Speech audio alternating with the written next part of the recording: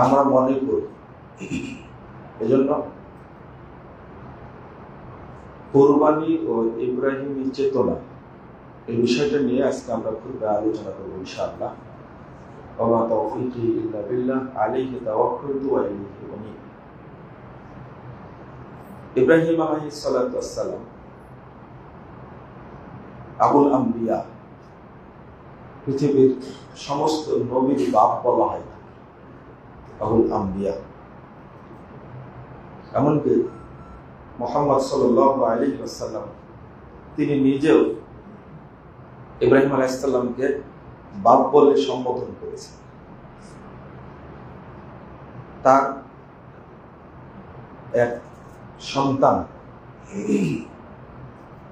যখন জন্ম নিলেন, রাত্রে জন্ম নিয়েছেন, ফজরের সালাতে গিয়ে সাহাবীদের বলেছেন, আজকে আমার ঘরে একজন পুত্র সন্তান জন্ম নিয়েছে, সাম্মাইতুহু বিইসমি আবি ইব্রাহিম, সাম্মাইতুহু বিইসমি আবি ইব্রাহিম, আমি তার নাম রেখেছি আমার বাপের নাম অনুযায়ী ইব্রাহিম। মুহাম্মদ সাল্লাল্লাহু আলাইহি সাল্লাম তিনি ইব্রাহিম আলাইহিস সালামকে বাপ হিসাবে সম্বোধন করেছেন, যদিও তার বাপের নাম কি আব্দুল্লাহ। তো নবীদের বাপ হিসাবে খুব সম্মানী মানুষ ইব্রাহিম আলাইহিস সালাতু ওয়াস সালাম, এবং তার যে ত্যাগ, এটা কোরআনে এবং হাদিসে সর্বত্র ছড়িয়ে আছে। যদি প্রশ্ন করি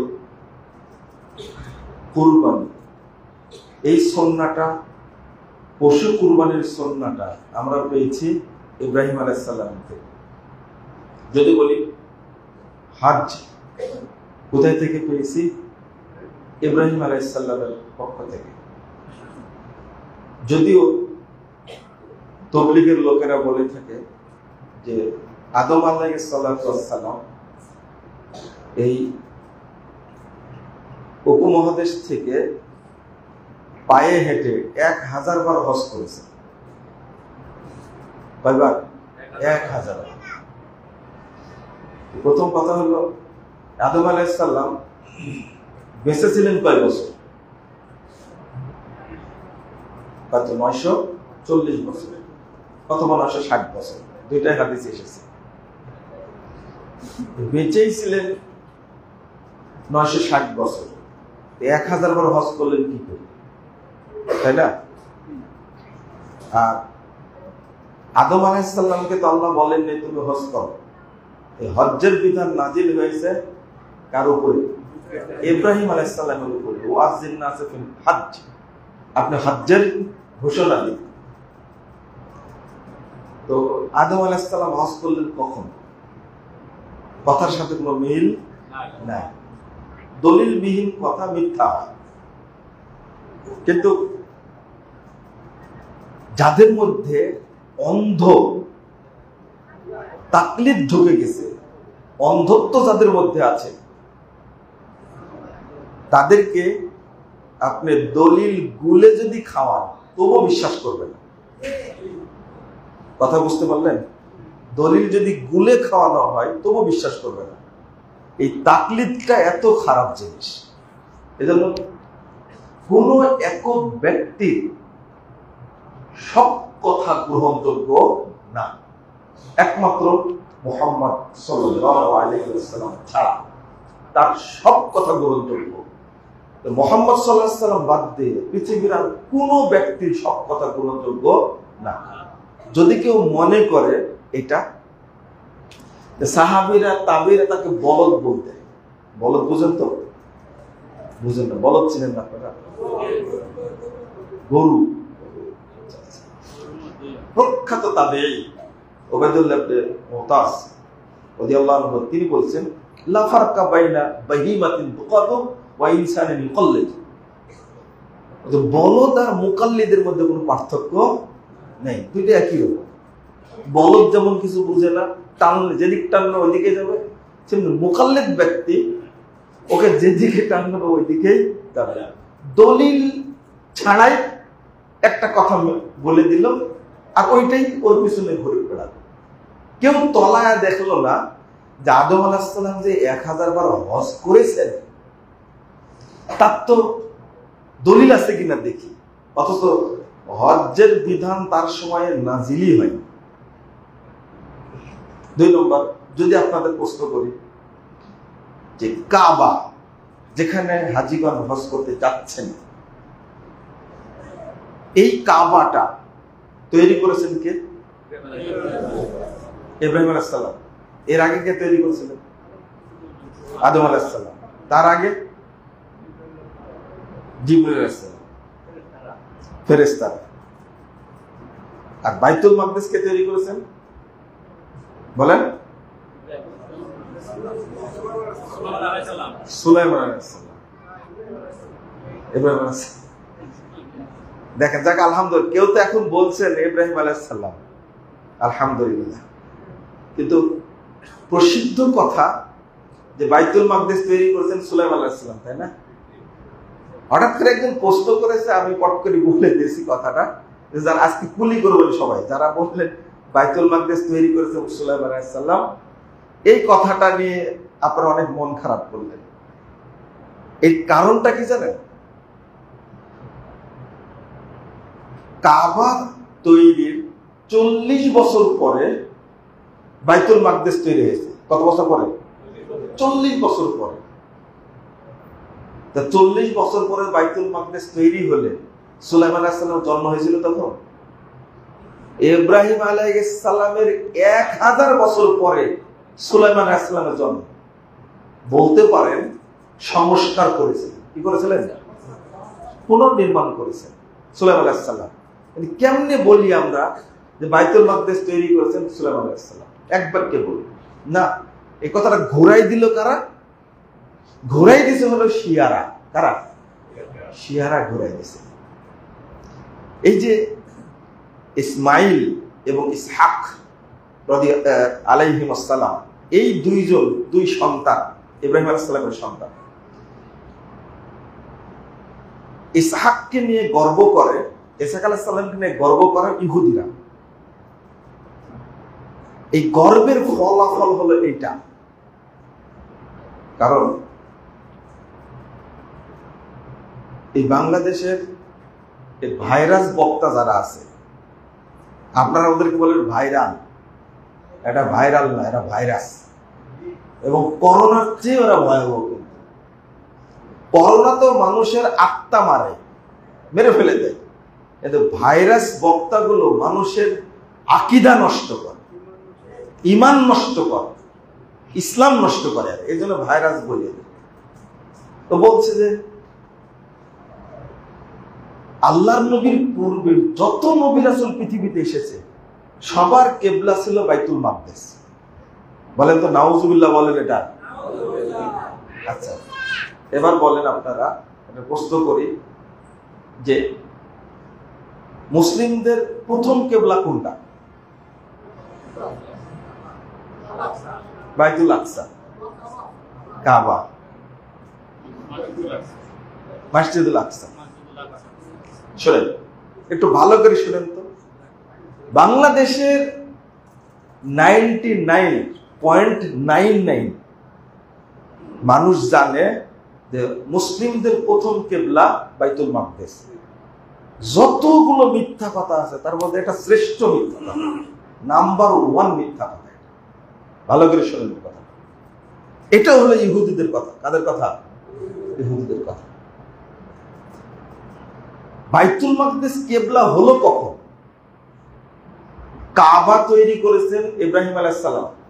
ওই আগে যে কথাটা বললাম, তো প্রথম তৈরি করেছিলেন ফেরেশতারা, তারপরে তৈরি করেছিলেন আদম, তারপরে নোহের প্লাবনে ধ্বংস হয়ে গেল। এই কথাগুলোর কোনো ভিত্তি নেই। ইব্রাহিম আলাইহিস সালামই প্রথম কাবা তৈরি করেন। আউয়ালু বাইতিন উদিয়া লিন-নাস লাল্লাযী বাক্কা মুবারাকাও ওয়া হুদাল লিল আলামিন। এটা ইব্রাহিম আলাইহিস সালাম তৈরি করলেন কাবা। তো প্রথম কেবলা হলো কি? কাবা। ইব্রাহিম আলাইহিস সালাম থেকে নিয়ে মুহাম্মদ সাল্লাল্লাহু আলাইহি ওয়াসাল্লাম পর্যন্ত পুরো নবীদের কেবলা ছিল কোনটা? কাবা। রাসূল সাল্লাল্লাহু আলাইহি ওয়াসাল্লাম যখন মক্কা থেকে মদিনায় হিজরত করলেন, ওই টাইমে বাইতুল মাকদিস কি হয়? 17 মাস কেবলা ছিল। কয় মাস? 17 মাস। তো প্রথম, এরপরে কেবলা কোনটা হলো? কাবা। 17 মাসের কেবলাকে আপনি বললেন প্রথম কেবলা, এটা কোনো কথা হলো? হ্যাঁ, কিভাবে কথাটা বলল? আমরা খুব চিন্তা করি। তো প্রথম কেবলা কোনটা বলেন? এবার উত্তর দেন। প্রথম কেবলা কোনটা?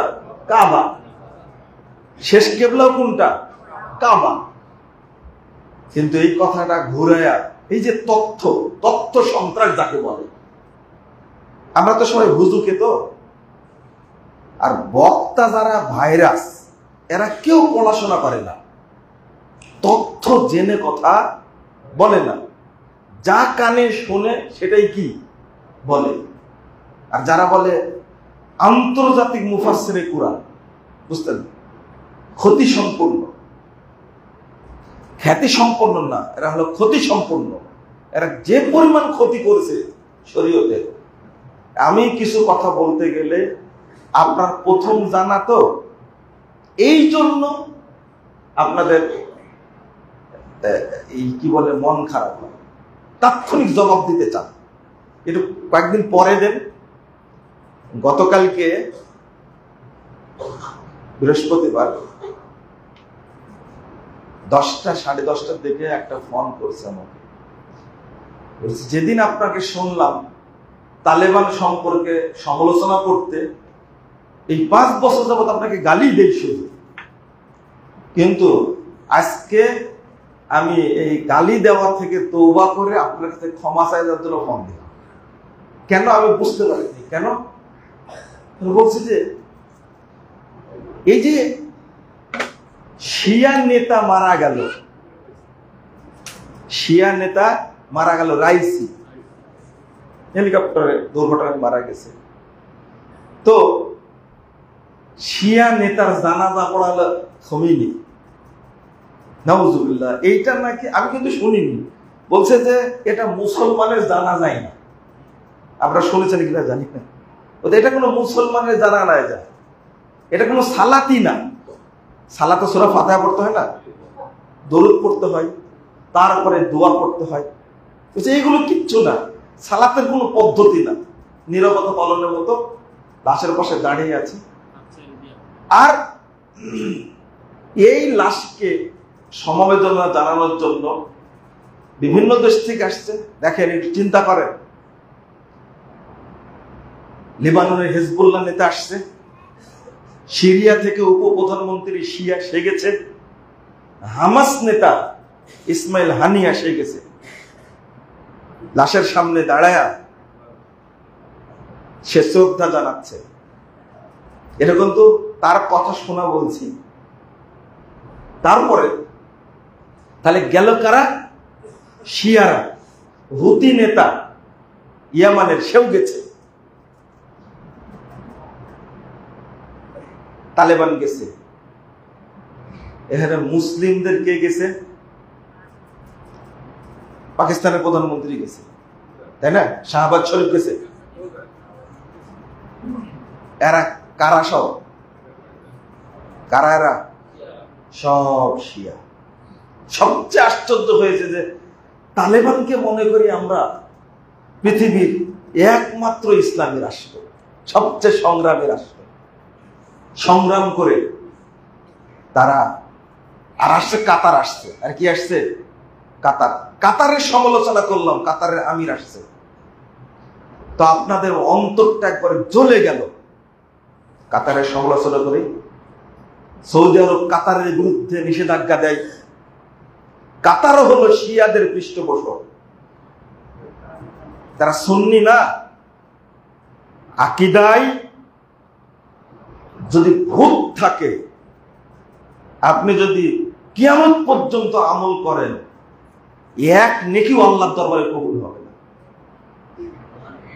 আর আপনারা শহীদ ঘোষণা করলেন, আপনাকে একটু চিন্তা করবেন যে কার জন্য দোয়া করা যাবে আর কার জন্য দোয়া করা যাবে না। একটা হলো শালীনতা, সেটা হলো একজন হিন্দু যদি মারা যায় সিম্পেথি আসবে না তার প্রতি।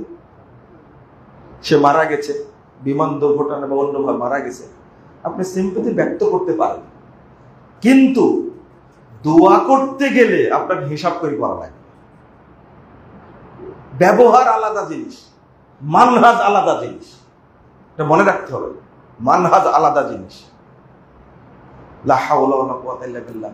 বলেছিলাম 5 বছর আগে যে তালেবানরা আপনাদের দুলাভাই হয় আর কারো জামাই হয়, যার কারণে আপনারা একবারে ভক্তির আতিশয্যে ওর মধ্যে ঢুকে গেছে, অথচ তারা কি সুফি আকীদার, এরা হলো মাজার পূজারী। মুসলিমদের সাথে কোনো সম্পর্ক আছে? প্রশ্নই আসে না, অসম্ভব। আপনি সারা পৃথিবীকে একদিকে, আকীদা একা একদিকে, তাওহীদ আগে। আপনার এই সমস্ত ভুল ভ্রান্তিপূর্ণ বক্তব্য অনেক পরে। প্রবলেমটা হলো কথা বললেই আপনারা বুঝেন না। 98 সালে তালিবান যখন ক্ষমতায় আসে, তখন শেখ জামিলুর রহমান আফগানিস্তানের সবচেয়ে সালাফি বড় আলেম, তাকে সরাসরি ধরে নিয়ে এসে ব্রাশ ফায়ার করে মারছে। বড় আলেম, তার 2 ছেলে, তার স্ত্রী আফগানিস্তানে জায়গা পায়নি, চলে গেছে। এবার যখন ক্ষমতায় আসলো, ক্ষমতায় আসার আগে 9 সেপ্টেম্বর মন্ত্রী পরিষদ গঠন করেছে তালেবান, কিন্তু 28 আগস্ট আফগানিস্তানের সবচেয়ে বড় আলেম শেখ মুতাওয়াক্কিল এত সুন্দর আলোচনা করতেন। আমি যে তথ্যগুলো দিচ্ছি মদিনা বিশ্ববিদ্যালয়ে যারা পড়ে তাদের কাছ থেকে শুনে নেবেন ভালো করে। ভয়ে এই আলোচনা কেউ করে না। শেখ মুতাওয়াক্কিল এত বড় আলেম, তার বড় ছেলে সহ তাকে গুম করেছে। 5 সেপ্টেম্বর টুকরো টুকরো করে কেটে তাদের লাশ রাস্তার পরে ফেলে রাখছে। আপনার কষ্ট না হলেও আমার কষ্ট হয়। একজন আলেম চলে যাওয়া একটা জাতিকে অন্ধকার করে দেওয়া। 13টা মাদ্রাসা বন্ধ করে দিয়েছে। কোন মসজিদে ইমাম সাহেবরা ঢুকতে পারে না, যতগুলো আহলে হাদিস মসজিদ আছে। আপনি না বুঝে চিল্লান কেন? হ্যাঁ, বাংলাদেশও এক সময় ওই পর্যায়ে যাবে যদি আহলে হাদিস ভাইরা, সালাফি আকীদার ভাইরা সচেতন না হয়। কারণ তারা এখন আহলে হাদিস মসজিদ পুড়িয়ে দেওয়াকে জায়েজ মনে করে। নাউযুবিল্লাহ, আস্তাগফিরুল্লাহ, বহু মনে করে। একটা কথা শুনলেই সাথে সাথে মানতে হবে এটা উচিত না, এটা করা যাবে না। বলছিলাম ইব্রাহিম আলাইহিস সালামের চেতনা, তাই না? কাবার কথা বললাম, মনে থাকবে নি তো? মনে থাকবে না। কাবাকে তৈরি করেছে প্রথম ইব্রাহিম আলাইহিস সালাম এবং তার ছেলে ইসমাইল আলাইহিস সালাম। 2 নম্বর, সাফা মারওয়া কার স্মৃতি বহন করে?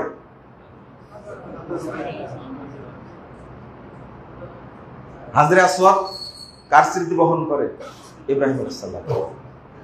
তারপরে মাকামে ইব্রাহিম নামই সরাসরি কার স্মৃতি বহন করে? ইব্রাহিম আলাইহিস সালাম। আপনাকে প্রত্যেকটা জিনিস যখন খেয়াল করবেন ইসলামে, তখন দেখবেন ইব্রাহিম আলাইহিস সালাম, ইসমাইল আলাইহিস সালাম, তাদের স্মৃতিটা চলে আসবে। কিন্তু ওই চেতনাটা তো আমাদের মধ্যে নাই। শুধু হজ করতে যাই, ফিরে আসি। আমি একটা দাবি করি যে শুধু যারা হজ করেছেন তারা যদি রাসূল সাল্লাল্লাহু আলাইহি ওয়াসাল্লামের একটা হাদিস মানতেন, তাহলে বাংলাদেশের দুর্নীতি 80 বিদায় নিত। হাদিসটা কি? আল্লাহ রাসূল আরাফার মাঠে বলছেন, সাতালকাউনা বাদি সাতালকাউনা রাব্বাকুম ওয়া ইয়াসআলুকুম আন আমালিকুম ফালা তারজিউ বাদি দুল্লালা। সহিহ বুখারী হাদিস। হাজীগণ শোনো, অচিরেই তোমরা তোমার রবের সঙ্গে সাক্ষাৎ করবে এবং আল্লাহ তোমাদেরকে তোমাদের আমল সম্পর্কে জিজ্ঞেস করবেন। ফালা তারজিউ বাদি দুল্লালা, অতএব আজকের দিনের পরে তোমরা খারাপ হয়ে যেও না। হাজি হজ করে আসার পরে যত আকাম কুকাম সবই করতে থাকে। আস্তাগফিরুল্লাহ, আস্তাগফিরুল্লাহ, নাউযুবিল্লাহ। হাজরে আসওয়াদে চুমু দিয়ে হাজরে আসওয়াদের প্রতি ইশারা করে এসে কাবা ঘর জিয়ারত করে এসে আরাফার মাঠ থেকে ঘুরে এসে যেখানেই কিয়ামত হবে ওখান থেকে ফিরে এসে একজন হাজি মিথ্যা কথা বলতে পারে? হারাম খেতে পারে? তাই একবার হজ করে বারবার হজ করতে যায়, মাসালাও জানে না। হজ একবার খরচ, দ্বিতীয়বার যেতে পারেন আপনি, কিন্তু শরীয়ত তাকে বলে দিয়েছে দেখতে হবে যদি আপনার এলাকায় দরিদ্র মানুষের সংখ্যা বেশি থাকে, না খেয়ে থাকে, তো হজ করার টাকাটা তাদের মধ্যে বিলিয়ে দেওয়া উত্তম হজে যাওয়ার চেয়ে। মসজিদ সংস্কার হচ্ছে না, ছাদ দেওয়া যাচ্ছে না, মসজিদের যদি নির্মাণ কাজের প্রয়োজন হয়, যদি বুঝতে পারেন, তো হজে যাওয়ার চেয়ে বেশি নেকি হলো মসজিদ কাজে ওই টাকাটা ব্যয় করে দেওয়া। এটা বেশি নেকি যেখানে, সেটাই তো করবো আমরা। আপনি যেতে পারেন, কিন্তু আপনি প্রতি বছর হজে যাবেন, তারপরে প্রতি মাসে 2বার 3বার করে উমরা করবেন, এটা না। আচ্ছা, এরপরে করার পরেও এত দুর্নীতি হয় কি করে? যিনি কাস্টমসে চাকরি করে, মাথায় টুপি আছে, মুখে দাড়ি আছে, গায়ে পাঞ্জাবি আছে, দেখতে চেহারা এত টসটসে, ওখানে বসে বসে কলেমার খোঁচা দিয়ে কোটি কোটি টাকা দুর্নীতি করে। জিজ্ঞেস করবেন 3বার হজ করেছে। আল্লাহ রাসূল যে বলে ফালা তারজিউ বাদি দুল্লালা, হজ করার পরে আর খারাপ হয়ে যেও না। তবে অনেক হাজি আলহামদুলিল্লাহ হজ করে আসার পর থেকে জীবনটাই চেঞ্জ হয়ে গেছে। ওয়াক্ত হওয়ার আগেই নামাজের খোঁজ নাই। বৌমাকে বলে, বাবা দেখো তো কয়টা বাজলো, একটু পরে আবার বলছে মনে হয় টাইম হয়ে গেল। সালাতের সময় হওয়ার আগে ওযু করে রেডি, গোসল করে রেডি, টাইম হতে যাচ্ছে, মসজিদে থেকে রওনা দিয়েছে, গিয়ে মসজিদে আজান দিয়ে বসে থাকলো, সালাত করছে, জিকির আজকার করছে। যদি চেঞ্জ হয় জীবন, তো হাজি যেন মনে করে আমার হজ আল্লাহ কবুল করেছে। আর যদি কি হয়, জীবনের পরিবর্তন না হয়, তাহলে বুঝতে হবে হজ মক্কাতে আছে, বাংলাদেশে আসেনি। এরপরে যেটা বলছিলাম, ইব্রাহিম আলাইহিস সালামের চেতনা, আমি এই কাজগুলো করে আসলাম, কিন্তু আমার তো উচিত ওই আদর্শ ধরে রাখা। মুহাম্মদ রাসূলুল্লাহ সাল্লাল্লাহু আলাইহি ওয়াসাল্লাম কত জায়গায় ইব্রাহিম আলাইহিস সালামের চিঠি বর্ণনা করেছেন। আল্লাহ ইব্রাহিম আলাইহিস সালামকে বললেন, দেখেন আত্মসমর্পণ কাকে বলে, শুধু গোশত খালেই হবে না, ইব্রাহিমের স্মৃতিটা ধারণ করতে হবে। এই জন্যই তো আল্লাহ রাব্বুল আলামিন আমাদেরকে ওই আদর্শটা দিয়েছেন। আল্লাহ বললেন, ইদ ক্বালা লাহু রাব্বুহু আসলিম ক্বালা আসলামতু লিরাব্বিল আলামিন। 131 নম্বর আয়াত সূরা বাকারা। আল্লাহ বললেন, ইব্রাহিম তুমি মেনে নাও। সাথে সাথে বললেন, আসলামতু লিরাব্বিল আলামিন, আমি জগৎ সমূহের প্রতিপালক আল্লাহর সামনে আত্মসমর্পণ করলাম। আমাকে বললে, আপনাকে বললে বলতাম, কেন আত্মসমর্পণ করব, কখন করব, কোন বিষয়ে করব, বুঝলেন না মনে হয়? কি কথা! আসলিম ক্বালা আসলামতু লিরাব্বিল আলামিন, আমি জগৎ সমূহের প্রতিপালকের কাছে আত্মসমর্পণ করলাম। অর্থাৎ তিনি যখন যেটা বলবেন তখন সেটা কি মানবেন, কোনো কথা নাই। শুধু এটা, যখন ইসমাইল ছোট বাচ্চা ছেলে, কে বলে সন্তান হয়েছে। মক্কায় কোনো মানুষ নাই, পলাশাই। আমরা বলি হাজেরা, নামটা হলো হাজার, নামটা হলো হাজার। তার পেটে সন্তান জন্ম নিয়েছে ইসমাইল আলাইহিস সালাম, রেখে চলে যাচ্ছেন। মা হাজার পিছন পিছনে ইনতালাক, যাচ্ছেন পিছিয়ে, আর বলছেন আইনা তাযাবিয়া ইব্রাহিম, ইব্রাহিম আপনি কোথায় যাচ্ছেন? ওয়াতাতরুকুনা, আর আপনি রেখে যাচ্ছেন এমন একটা জায়গায় লাইসা ফিহা ইনসান ওয়ালা শাই, এখানে মানুষ নাই, কোনো কিছু নাই, এই জায়গায় রেখে আপনি চলে যাচ্ছেন? হ্যাঁ না কিচ্ছু বলেননি। নির্দেশ কে দিয়েছেন? আল্লাহ। কেন? উনি কি জানেন না যেখানে কেউ নাই? ছোট্ট একটা বাচ্চা, আর এই মহিলা হলেন দাসী, চাকরানি একটা মহিলা, তার বুদ্ধি কতটুকু থাকতে পারে? ও চাকরানি বলেই তো আপনি মাসে ৩,০০০ টাকা ১,০০০ টাকা বেতন দেন। ১,০০০ টাকা ৩,০০০ টাকা বেতনের চাকরি আছে? ও চাকরানি। যদি বেশি বুদ্ধি থাকতো তাহলে অন্য কাজ করে খেত, গার্মেন্টস চাকরি করতো, না হলে একটা সেলাই মেশিন কিনে দিলে টাকা উপার্জন করতো। চাকরানি বলে আপনি তাকে কম বেতন দেন, কতটুকু বুদ্ধি আছে? ইব্রাহিম আলাইহিস সালাম সেটা জানেন না, তাকে রেখে চলে যাচ্ছে, কোনো পরামর্শ নাই। পরামর্শ থাকে পিছনে হেঁটে যান। আইনা তাযহাবিয়া ইব্রাহিম, আইনা তাযহাবিয়া ইব্রাহিম। ইব্রাহিম খলিল রোড আছে না মক্কায়, চলে যাচ্ছেন। তখন পিছন থেকে বলছেন আমারাকাল্লাহ আল্লাযী বিহাদা, আল্লাহ কি আপনাকে যাওয়ার জন্য নির্দেশ দিয়েছেন? না। তিনি বললেন হ্যাঁ, আল্লাহ নির্দেশ দিয়েছেন।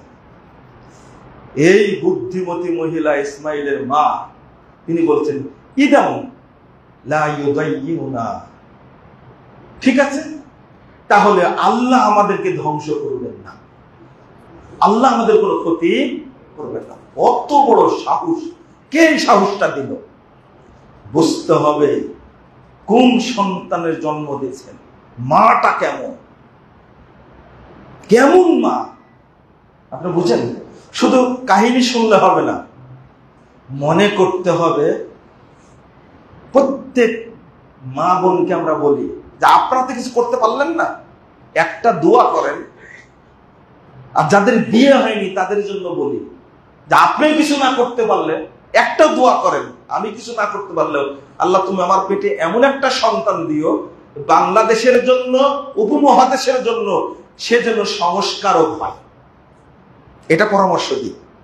আমরা তো কিছু করতে পারলাম না, কিন্তু আপনার পেট থেকে একটা সন্তান হলে যদি ইসমাইলের মতো হয়ে যায়, যদি মোহাম্মদের মতো হয়ে যায়, যদি মোহাম্মদ বিন আব্দুল ওহাবের মতো হয়ে যায়, যদি শাহ ইসমাইল শহীদের মতো হয়ে যায়, যদি শেখ আলবানির মতো হয়ে যায়, যদি শেখ বিন বাজের মতো হয়ে যায়, যদি শেখ হুসাইমিনের মতো হয়ে যায়, আপনার সন্তানটাই হয়ে যাবে উপমহাদেশের জন্য শ্রেষ্ঠ সংস্কার। আল্লাহ কবুল করতে পারে না? মা, এই চাকরানি একজন মা বলছেন ইদান লা ইউদাইয়ুনা, তাহলে আল্লাহ আমাদের ক্ষতি করবেন না, ঠিক আছে আপনি যান, রেখে চলে গেলেন। আর আপনি আমি যে মহিলাকে বাড়িতে রেখে প্রতিপালন করি, সেই মহিলাটার মধ্যে এই ধৈর্যটাও নাই। আছে? মসজিদ থেকে যেতে দেরি হয়েছে, এমন ধমক দিবে আপনাকে, মসজিদে সবাই যায়, তোমার এত টাইম লাগে কেন? বলে না কোনো কাজ নাই, শুধু মসজিদে বসে থাকলেই হবে। এখানে শিক্ষা আছে মেয়েদের জন্য। একটা বাচ্চাকে কেমনে লালন পালন করলেন শোনেন। ইসহাক আলাইহিস সালামের বংশ থেকে সব নবী এসেছে, সব নবী এসেছে ইসহাক আলাইহিস সালামের বংশ থেকে। কথা বুঝতে পারলেন? ইসহাকের বেটার নাম কি? কি? ইয়াকুব। ইয়াকুব আলাইহিস সালামের বেটার নাম কি? ইউসুফ। এইভাবে সব নবী এসেছে, কিন্তু ইসমাইল আলাইহিস সালামের পরিবার থেকে কোনো নবী আসেনি। ইহুদিরা ভৎসনা করত, তোমাদের নবী যে ইসমাইল একটা কুড়ে মানুষ, একটা তার বংশে কোনো নবী আসেনি। দেখো ইসহাকের বংশে কত নবী। এজন্য ইহুদিরা দাবি করেছে জবিহুল্লাহ জবে করার জন্য যে ইব্রাহিম আলাইহিস সালাম নিয়ে গেছেন সেটা ইসমাইল না, সেটা কে? ইসহাক। আপনারা কি মনে করেন? এমনকি বাংলাদেশের হাইকোর্টেও রিট করেছিল জবিহুল্লাহ ইসমাইল না, কি হবে? ইসহাক হবে। কারণ ইসহাকের বংশে সব নবী আসছে, ইসমাইলের বংশে আসেনি। তবে আলহামদুলিল্লাহ এই মামলাটা কোর্ট খারিজ করে দিয়েছে। এই বিতর্ক বাংলাদেশে হয়নি, কিন্তু আপনারা জেনে রাখেন। অথচ আল্লাহ রাব্বুল আলামিন এমন সম্মান দিলেন, তাদের উদ্দেশ্য ছিল ইসহাক জন্ম নিয়েছে সারার পেট থেকে। আহসানুল আরব, আরবে পৃথিবীর শুরু থেকে কিয়ামত পর্যন্ত যত মহিলা আসবে তার মধ্যে সবচেয়ে সুন্দরী মহিলার নাম হলো সারা। আল্লাহ রাসূল বলছেন আহসানুল আরব, সবচেয়ে সুন্দরী মহিলা। এর পেট থেকে জন্ম নিয়েছেন ইসহাক। আর চাকরান্ডির পেটে জন্ম, তো এই জন্য ইসমাইলের বংশে কোনো নবী আসেনি। দীর্ঘ 5000 বছর এই গ্লানি সহ্য করে করে করে অবশেষে ইসমাইলের বংশ থেকে এমন নবীর আগমন ঘটল, তিনি হলেন মুহাম্মদুর রাসূলুল্লাহ সাল্লাল্লাহু আলাইহি ওয়াসাল্লাম। বলেন তো, সব নবীকে এক পাল্লায় তুললে আর মুহাম্মদকে এক পাল্লায় তুললে সমান হবে না। কি সম্মানটা আল্লাহ দিলেন ইসমাইল আলাইহিস সালামকে, শুধুই সম্মান। রাসূল সাল্লাল্লাহু আলাইহি ওয়াসাল্লাম বলছেন, আল্লাহ যখন মেরাজে নিয়ে গেলেন, দেখালেন সবকিছু, কত সম্মান, পৃথিবীর কোন নবী যেতে পারেননি। একবারে সিদরাতুল মুনতাহা পর্যন্ত আল্লাহর সঙ্গে কথা বলে ফিরে আসবেন। যখন বাইতুল মাকদিসে উপস্থিত, আদম থেকে নিয়ে ঈসা আলাইহিস সালাম পর্যন্ত পৃথিবীর সকল নবী বাইতুল মাকদিসে হাজির। 2 রাকাত সালাত পড়ছেন, সব নবী উপস্থিত। আদম আলাইহিস সালাম আছেন ওখানে, শীশ আলাইহিস সালাম আছেন, নূহ আলাইহিস সালাম আছেন, ইব্রাহিম আলাইহিস সালাম আছেন, মুসা আলাইহিস সালাম আছেন, দাউদ আছেন, সুলাইমান আছেন আলাইহিমুস সালাম। এত নবী থাকার পরে ইমামতি করবেন কে? মুহাম্মদ সাল্লাল্লাহু আলাইহি ওয়াসাল্লাম সবচেয়ে জুনিয়র না? ইতিমধ্যেই জিবরিল আমিন এসে আল্লাহর নবী মুহাম্মদ সাল্লাল্লাহু আলাইহি ওয়াসাল্লামের হাতটা ধরে টান দিয়ে সামনে নিয়ে বলছেন, সবাই থাকলেও আজকের ইমাম হবেন আপনি মুহাম্মদ সাল্লাল্লাহু আলাইহি ওয়াসাল্লাম। আল্লাহ রাসূল সালাত আদায় করলেন, সালাত পড়ে যখন ঘুরে বসলেন, সেই মুসলিমের হাদিস 47 নম্বর হাদিস, আল্লাহ রাসূল সাল্লাল্লাহু আলাইহি ওয়াসাল্লাম বলেছেন, ফাইদা সাল্লামতু ওয়া সারাফতু, আমি যখন সালাম ফিরায়া ঘুরে বসেছি, আমি তাকিয়া দেখলাম এখানে অন্য কোন লোক নাই, পৃথিবীর যত নবী রাসূল এসেছেন সবাই আমার মুক্তাদি।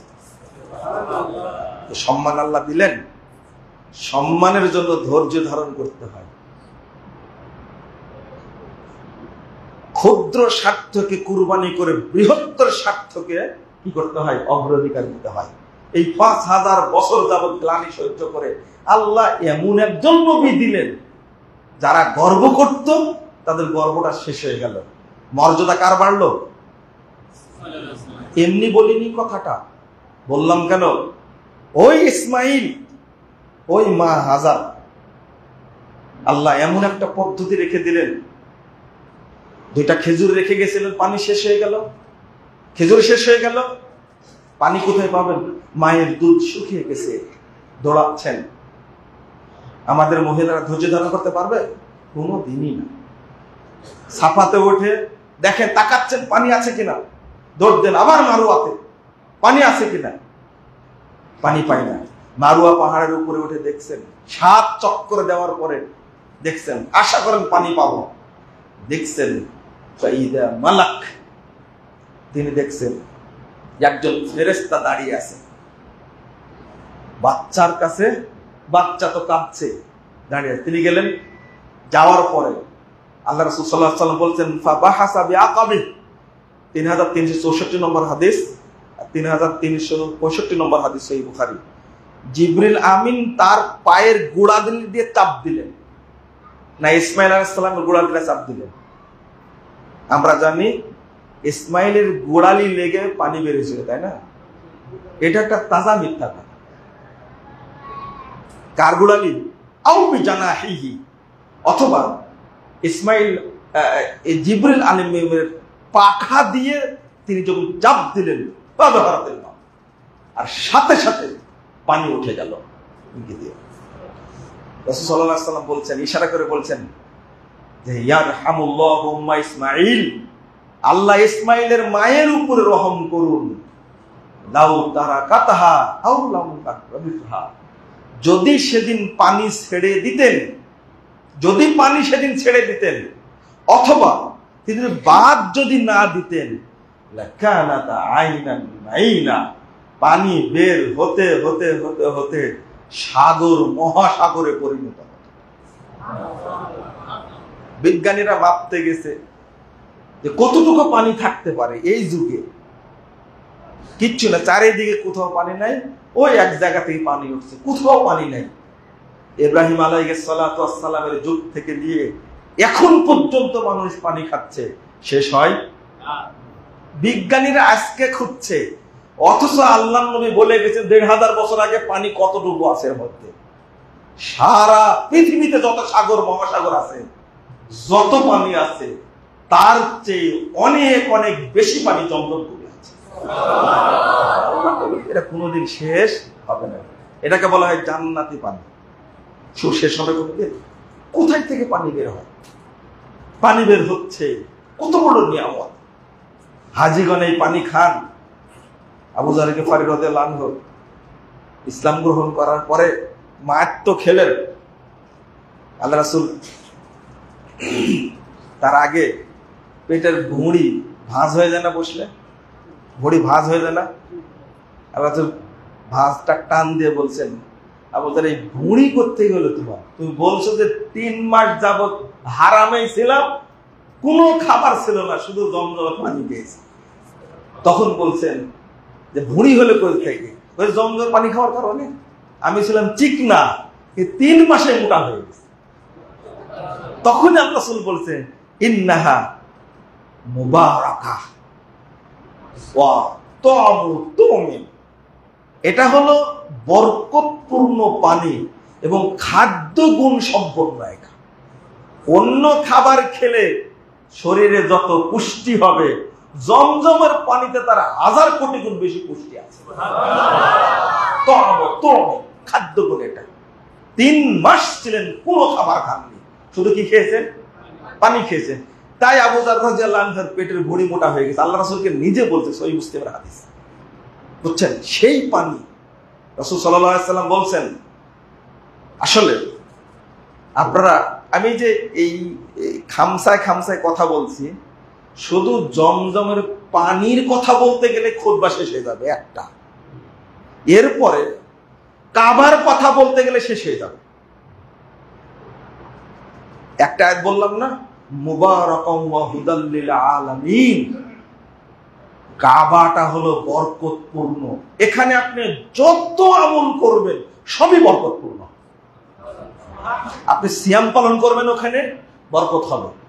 কোরআন তেলাওয়াত করবেন, বরকত হবে।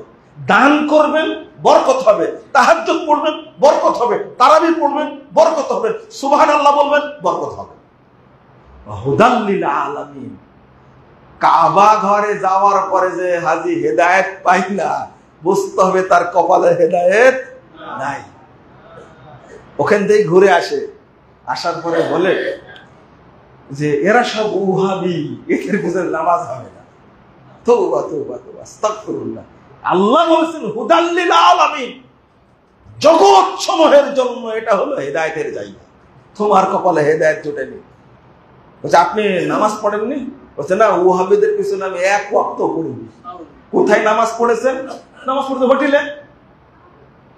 কথা বুঝতে পারলেন? কি আকীদা নিয়ে যায়। এজন্য বলছি যে এই হজ ইব্রাহিম আলাইহিস সালামের যতটা স্মৃতি আছে, প্রত্যেকটা নিয়ে আলোচনা করলে একটা খুতবায় শেষ হবে না। জমজমের পানি সম্পর্কে রাসূলুল্লাহ সাল্লাল্লাহু আলাইহি ওয়াসাল্লাম বলছেন, সুকিয়াউ জমজম বিমা শুরিবা লাহ। জমজমের পানি যে ব্যক্তি যে উদ্দেশ্যে পান করবে, আল্লাহ তাকে সেই উদ্দেশ্য পূরণ করে দিবে। এটা শুধু পানি না, আপনি নিয়াত খালেস থাকলে জমজমের পানি একটা নিয়াত করে পান করুন, আল্লাহ রাব্বুল আলামিন ওটা পূরণ করে দিবেন। ইমাম যাহাবী রাহিমাহুল্লাহ ইবনু তাইমিয়ার ছাত্র, তো গেছেন, যাওয়ার পরে প্রথম জমজমের পানি খাওয়ার সময় বলছেন, আল্লাহ আমি যেন হাদিসের সনদ মুখস্থ রাখতে পারি। আল্লাহু আকবার। এই পানির যে বরকত, ইমাম যাহাবী বলছেন, এই পানি খাওয়ার পর থেকে আমি যত সনদ পড়েছি একটাও ভুলিনি। শেখ আলবানী রাহিমাহুল্লাহ এই তো 1999 সালে মারা গেছেন, 9 সেপ্টেম্বর। তো আলবানী রাহিমাহুল্লাহ পানি খাওয়ার সময় আল্লাহকে বলছেন, আল্লাহ তোমার এই পানি খেয়েই ইমাম যাহাবী হাদিসের সব সনদ মুখস্থ রেখেছিল, তার উপরে তুমি রহম করেছো, আমি ওই পানি পান করছি, তুমি আমার জন্য কবুল করো। আলবানী হলেন 800 বছর পরে একজন শ্রেষ্ঠ মুহাদ্দিস। তার বই না পড়লে আপনি চিনতে পারবেন না কি জিনিস আলবানী। এই পানির বরকত কাকে বলে, অথচ আমরা এই পানি সম্পর্কে জানি না। পানি সম্পর্কে জানি না। রাসূল সাল্লাল্লাহু আলাইহি ওয়াসাল্লাম বলেছেন, খায়রু মাইল আরদে মাউ জমজম। পৃথিবীতে যত বিশুদ্ধ পানি আছে তার মধ্যে সর্বশ্রেষ্ঠ খাদ্য সম্পন্ন পানি হলো জমজমের পানি। আল্লাহ রাসূল বলছেন, আফজালুল হাদিয়া মাউ জমজম। ও হাজী সাহেব রাগ হয়, তসবিহ কিনে নিয়ে আসছে। কি কিনে নিয়ে আসছে? তসবিহ কিনে নিয়ে আসছে। আর ওই হাতের চেন কিনে নিয়ে আসছে না, বাতের চেন। হ্যাঁ, বাতের চেন কিনে নিয়ে আসছে। মানে হজ বাংলাদেশে আসেনি, মক্কায় থেকেই গেছে। এই তসবির বুঝা বেদাত কিনে নিয়ে চলে আসছে হাজী সাহেব। অথচ আল্লাহ রাসূল বলছেন, আফজালুল হাদিয়া মাউ জমজম। তুমি মানুষকে যেটা হাদিয়া দিবা সেটা জমজমের পানি হলো শ্রেষ্ঠ হাদিয়া। যদি কেউ আপনাকে 1000 কোটি টাকা হাদিয়ে দেয়, তবুও এক ঢোক জমজমের পানির মতো হবে না। জমজমের পানি শ্রেষ্ঠ হাদিয়া। মা আয়েশা রাদিয়াল্লাহু আনহা কলসিতে ভরে একবারে কোমরে, আপনারা এটা কি বলেন, কলসি কাকে নিয়ে বলতেন, আফজালুল হাদিয়া মাউ জমজম। আল্লাহ রাসূলকে বলতে শুনেছি জমজমের পানি হলো শ্রেষ্ঠ হাদিয়া, তাই আমি মক্কা থেকে বহন করে মদিনায় নিয়ে আসি হাদিয়া দেওয়ার জন্য। তো আরো বলবো না, আপনার চলেন আমি জমজমের পানির আরেকটা কথা আছে। আচ্ছা মনে করেন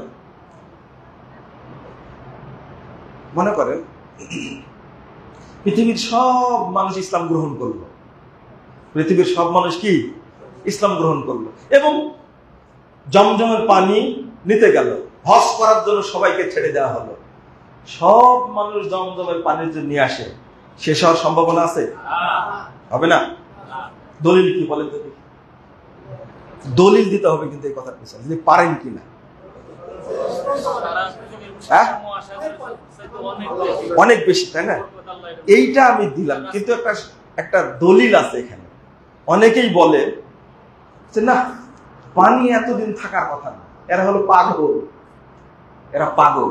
এখানে একটা বিষয় খেয়াল করবেন আপনারা, হাজরে আসওয়াদ এই কালো পাথরটা কোথা থেকে আসছে? জান্নাত থেকে। আমি একটা বক্তব্য দিচ্ছিলাম, 5197 নম্বর হাদিস সহিহ বুখারীর মধ্যে এসেছে। রাসূল সাল্লাল্লাহু আলাইহি ওয়াসাল্লাম বলছেন, আমি যখন সূর্য গ্রহণের সালাত পড়ছিলাম, সালাত পড়ার সময় দৌড় দিয়ে সামনে গেলেন আল্লাহ রাসূল,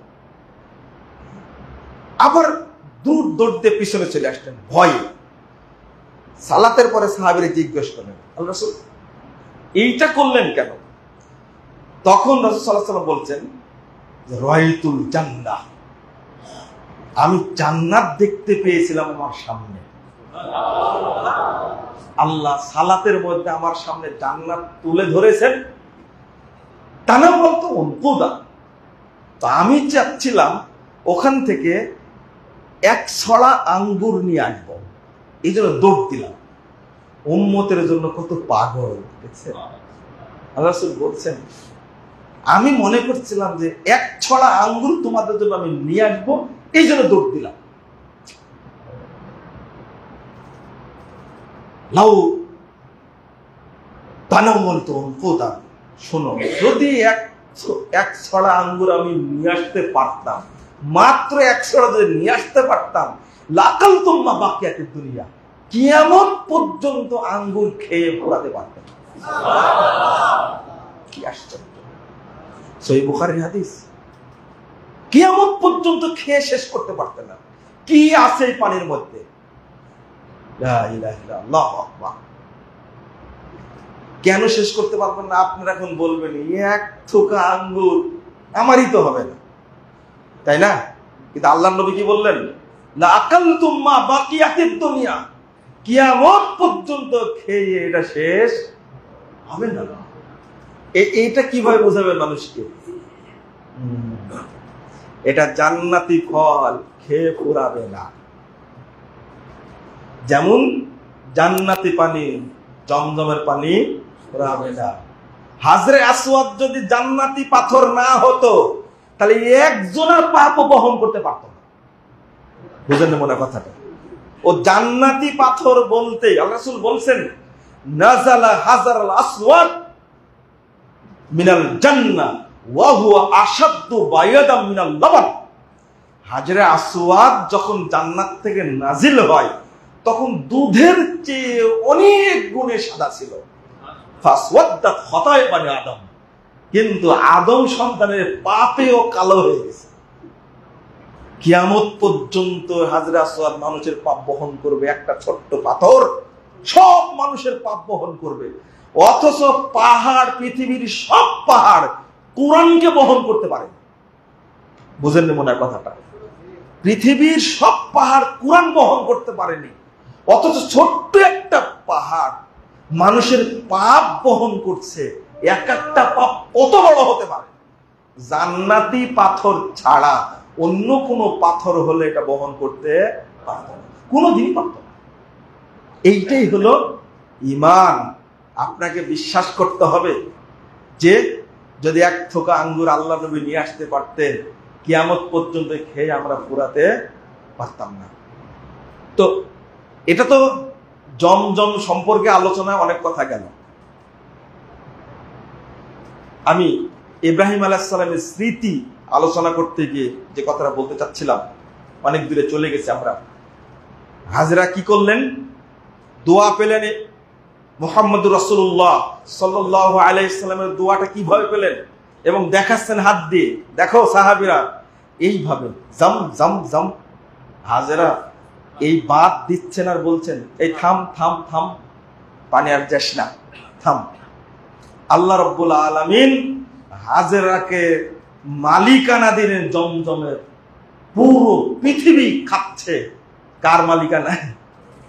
হাজরার মালিক। কিন্তু এই পানির মালিক কে? হাজরা। মালিকানা দিয়ে দিলেন হাজরাকে। কারণ ইসমাইল আলাইহিস সালামকে পানির জন্যই আল্লাহ এই কি জমজমের পানিটা উপহার দান করেছে। চলো এখানে ছোট্ট একটা কথা।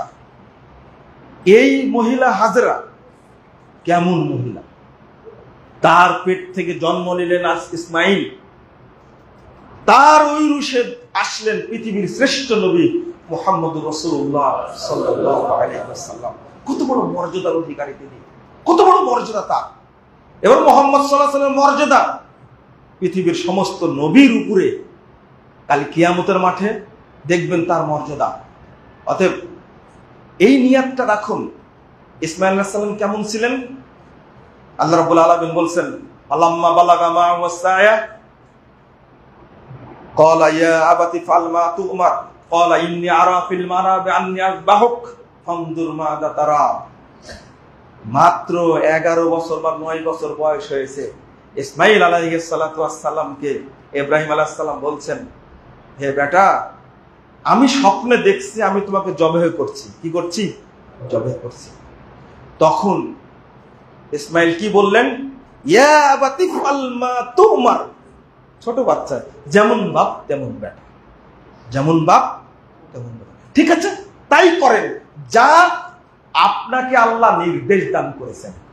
সাতাজিদুনি ইনশাআল্লাহু মিনাস সাবিরিন। ইনশাআল্লাহ আপনি আমাকে ধৈর্যশীলদের মধ্যে পেয়ে যাবেন। কেমন সন্তান? আপনার সন্তান আমার সন্তান কথা মানে না কেন? তাই না? মানে না কেন? এখানে সন্তানকে শিক্ষা দেওয়া বড় একটা সবক আল্লাহ রাব্বুল আলামিন কোরআনের মধ্যে দিয়ে দিয়েছেন। কেন পারলেন কি করে? এই শিক্ষাটাকে ইব্রাহিম আলাইহিস সালাম দিয়েছেন না মা দিয়েছে? হাজেরা দিয়েছে। হাজেরা দিয়েছেন। এটা এই বাচ্চাকে শিক্ষা দিলেন কে? বাপ চোরে বেড়ায়, বাহিরে অফিসে থাকে, কাজ করে বেড়ায়, ইনকাম করে। মা বাচ্চাকে তৈরি করবে। এই জন্য মায়ের কথা যতটা প্রভাব পেলে ভিতরে, অন্যের কথা প্রভাব ফেলে না। কেমন মা তৈরি করলেন, সাথে সাথে বলছেন ইফআল মা তুমার। ঠিক আছে, তাই করেন। আমরা কত কাহিনী বলি যে ইব্রাহিম আলাইহিস সালাম নিয়ে গেলেন, তারপরে এমন তরবারি, ধারালো তরবারি পাথর উপরে ফেললেন, পাথর দুই টুকরা হয়ে গেল। এরপরে গলায় ঘষে ঘষে কি হলো না? জবাই হলো না। কতটা বুদ্ধিমতী বাচ্চা, চিন্তা করেন। ছোট একটা বাচ্চা বাপকে বলছে, যখন মা তো সেই মা, যখন বলছে আল্লাহ নির্দেশ দিয়েছেন আমাকে ইসমাইলকে জবাই করতে হবে, মা সাথে সাথে সাজিয়ে দিয়েছে, যান আপনি নিয়ে যান, সন্তানকে জবাই করেন। নির্দেশ কার? আহারে, চিন্তা করতে পারছেন? 93 বছর বয়সে একটা বাচ্চা হয়েছে। 93 বছর বয়সে কতবার বলেছেন রব্বি হাবলি মিনাস সালিহিন, কতবার বলেছেন। বলতে বলতে হয়েছে এইটা। তো কি করলেন? যখন জবে করবেন তখন ইসমাইল তার আব্বাকে, ইব্রাহিম আলাইহিস সালামের বুড়া বাপকে লক্ষ্য করে বলছে, ইয়া বাতি লাইসা লি সাওবুন তুকাফফিনুনি।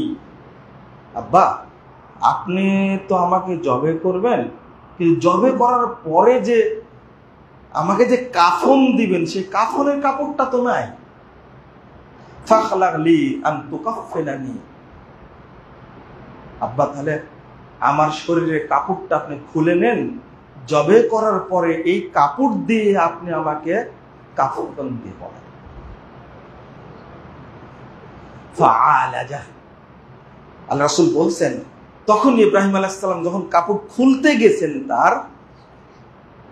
গেছেন, ওয়াতাল্লাহু লিল জাবিন, তখনই আল্লাহ রাব্বুল আলামিন আয়াত নাজিল করলেন। অর্থাৎ কাপড়টা খুলে ফেললেন, একবারে শরীরে আর কোনো কাপড় নাই। এবার কাট করে যখন ফেলে দিয়েছেন, ফালাম্মা তাল্লাহু লিল জাবিন, তখনই আল্লাহ বলছে, ইয়া ইব্রাহিম কদ সাদ্দাকতা রুইয়া ওয়া কাযালিকা নুরজিল মুমিনিন। ইব্রাহিম, তুমি তোমার সত্যকে বাস্তবায়ন করেছ। আমরা বলি কি, ইব্রাহিম আলাইহিস সালাম 3 দিনে 300 উট কুরবানি করলেন। কত দরিদ্র মানুষ ইব্রাহিম আলাইহিস সালাম। বাচ্চাকে জবে করার পরে তিনি যে কাফন পরাবেন, সেই কাপড়টুকু তার মধ্যে নাই। লাইসা লি সাওবুন। আব্বা, আমার তো আর কোনো কাপড় নাই, এটাই তো একটা কাপড়। তো জবে করার পরে যে কাফন পরাবেন, রক্ত লেগে যাবে। আপনি জবে করার পরে এই কাপড় দিয়ে কাফন পরান, অর্থাৎ কাপড়টা খুলে নেন। যখনই আয়াত নাজিল হলো, তখনই ফিরিয়ে তাকা দেখছেন আল্লাহর পক্ষ থেকে জান্নাত থেকে দুম্বা এসে হাজির হয়েছে। তখন ইব্রাহিম আলাইহিস সালাম সন্তানকে বুকে জড়িয়ে ধরে বলছেন, আলিয়াউমা বুহিবতালি। আব্বা, তোমাকে আল্লাহর পক্ষ থেকে আজকে আমাকে হাদিয়া দেওয়া হয়েছে, এর আগে আমি তোমাকে পাইনি। এটা হলো কুরবানি। বন্ধুরা আমার, আপনারা একটা জিনিস খেয়াল রাখবেন, সেটা হলো সন্তান কত দরদের হয়। 93 বছর বয়সে সন্তান হয়েছে। এই সন্তান কেবল আব্বা আম্মু বলে ডাকা শুরু করছে, তখনই আল্লাহর নির্দেশ এসেছে সন্তান কি করো, জবে করো। কিন্তু একবারও মাও বলেনি, বাপও বলেনি এই সন্তানকে জবে করতে পারবো না। একবারে তরবার নিয়ে হাজির। তখনই আল্লাহ রাব্বুল আলামিন বুঝে গেছেন ইব্রাহিম কতটুকু বান্দা। আল্লাহ বলছেন ওয়াইদ তালা ইব্রাহিম রাব্বুহু কালিমাত ফাতাম্মাহুন, আমি যতগুলো পরীক্ষা ইব্রাহিম আলাইহিস সালামকে করেছি সবগুলোতে ইব্রাহিম পাস করেছে। ক্বালা ইন্নী জাইলুকা লিন-নাসি ইমামা, তখনই আল্লাহ রাব্বুল আলামিন বলে দিয়েছেন ইব্রাহিম আমি তোমাকে মানব জাতির ইমাম বানিয়ে দিলাম। শুধু তোমরা উম্মতের না, পুরো মানব জাতির ইমাম তুমি ইব্রাহিম আলাইহিস সালাম। যত পরীক্ষা আল্লাহ নিবেন তত পুরস্কার আপনি পাবেন। পরীক্ষা নেই, পুরস্কারও নেই। আপনি ধৈর্য ধারণ করবেন, দ্বীনি কাজ করতে গিয়ে অনেক পরিবেশের সম্মুখীন হবেন, বিপদের সম্মুখীন হবেন, কি চুপ করে থাকলে হবে না, সংগ্রামী হতে হবে। ইব্রাহিম আলাইহিস সালামের মতন তারকা পূজারীদের সাথে সংগ্রাম, চন্দ্র পূজারীদের সাথে সংগ্রাম, সূর্য পূজারীদের সাথে সংগ্রাম, নমরুদের সাথে সংগ্রাম, শেষে বাড়ি থেকে বের করে দিলেন। কিভাবে বের করে দিল? চলে যাচ্ছে না, বলছেন ইন্না বুরাউ মিনকুম ওয়া তা'বুদুনা মিন দুনিল্লাহ ওয়া বাদা বাইনানা ওয়া বাইনাকুমুল আদাওয়াতু ওয়াল বাগদাউ হাত্তা তু'মিনু বিল্লাহি ওয়াহদা। বেরিয়ে চলে গেলেন, কোনো আপোষ নেই। আর আজকে আমরা ওই মূর্তির সামনে আপোষ করছি, ওই ছবির সামনে আপোষ করছি, যত রকমের শিরিক, মাজার পূজা, কবর পূজা, মূর্তি পূজা, গাছ পূজা, পাথর পূজা, মাছ পূজা সবই করছি আমরা। আবার দাবি করি যে আমরা ইব্রাহিম আলাইহিস সালামের সুন্নাহ মানি। শুধু গরুর গোশত খেলেই, খাসির গোশত খেলেই, কুরবানির গোশত খেলেই কুরবানি হয় না, বরং কুরবানি থেকে ইব্রাহিম আলাইহিস সালামের শিক্ষা অর্জন করতে হয়। আল্লাহ রাব্বুল আলামিন যেন আমাদের কবুল করেন, আমিন। আমি শুরু করেছিলাম 12:15 পরপরই, আমাকে বলা হয়েছে বা 1:25 পর্যন্ত নিয়ে যাওয়ার। অনেকের ধৈর্যের একটা ব্যাপার আছে। আমি আবার আসবো খুতবা ইনশাআল্লাহ, ইনশাআল্লাহ। খুব খুশি হলাম যে খুতবার শুরুতেই আপনারা পুরো মসজিদ ভর্তি হয়ে গেছে, আলহামদুলিল্লাহ। আমি দোয়া করি আল্লাহ রাব্বুল আলামিন যেন আমাদের অন্তরে ইব্রাহিম আলাইহিস সালামের চেতনা দান করে দেন, আমিন। আহলে হাদিসরা শিরিক এবং বেদাতের বিরুদ্ধে কেন সংগ্রাম করে? কারণ যেখানে শিরিকি আকীদা থাকবে, যেখানে শিরিকি আমল থাকবে, বেদাত, কিছু বেদাত আছে যে বেদাত করলে মানুষ ইসলাম থেকে খারিজ হয়ে যায়। এই ইসলাম থেকে খারিজ যেন না হয়, এই জন্যই দাওয়াতি কাজটা আমরা করে থাকি। আল্লাহ রাব্বুল আলামিন যেন আমাদের এই ইব্রাহিমী চেতনা নিয়ে দাওয়াতি কাজ করার তৌফিক দান করেন, আমিন। বাপ যদি ইব্রাহিমের মতো হয়, মা যদি হাজেরার মতো হয়, তাহলে সন্তানও ইসমাইলের মতো হবে ইনশাআল্লাহ। এই কথাটা অন্তত শেষের কথাটা মনে রাখবেন, এটা হলো বড় শিক্ষা। এইটা মনে রাখলে ইনশাআল্লাহ আপনার সন্তান দ্বারা দেশের উপকার হবে, ইসলামের উপকার হবে, জাতির উপকার হবে, উম্মার উপকার হবে। কিন্তু সন্তান যদি ভালো না হয় তাহলে সবার জন্যই ক্ষতিকর হবে। আল্লাহ যেন আমাদের পরিবারে নেক সন্তান দান করেন, আমিন। আল্লাহ যেন আমাদের পরিবারকে ইসলামিক পরিবার হিসাবে কবুল করে নেন। এই সামনে কুরবানি আসছে, আমরা যেন কুরবানির ক্ষেত্রে সবসময় ইসমাইল, ইসহাক এবং ইব্রাহিম আলাইহিস সালাম, ইসমাইল আলাইহিস সালাম তাদের স্মৃতিগুলো যেন মেনে চলি। আল্লাহ যেন আমাদের তৌফিক দান করেন, আমিন। রাব্বুল আলামিন। বারাকাল্লাহু ফিকুম।